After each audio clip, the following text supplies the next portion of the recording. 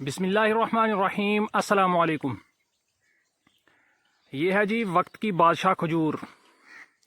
इस वक्त बाकी जितनी भी वैरायटीज़ हैं खजूर की वो सारी ख़त्म हो चुकी हैं। जो असील खजूर है या ढकी खजूर है और बाकी जितनी वैरायटीज़ हैं वो सारी ख़त्म हो चुकी हैं। ये क्योंकि लॉन्ग ड्यूरेशन वैरायटी है, लेट वैरायटी है, तो माशाल्लाह से इस वक्त भी अपने जोबन पे है।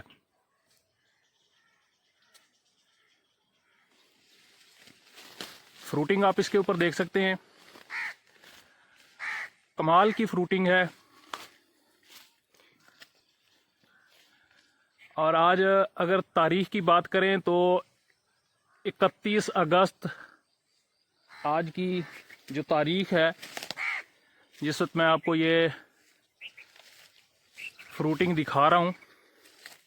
तो इस वैरायटी के बारे में अगर आपको मज़ीद मालूमात चाहिए तो आप हमारा चैनल विज़िट कर सकते हैं। वहाँ पे इस वैरायटी के बारे में मुकम्मल तफसील के साथ वीडियो जो है वो अपलोड है, तो आप हमारे चैनल को विज़िट करके वहाँ से इस वैरायटी के बारे में मालूमात हासिल कर सकते हैं।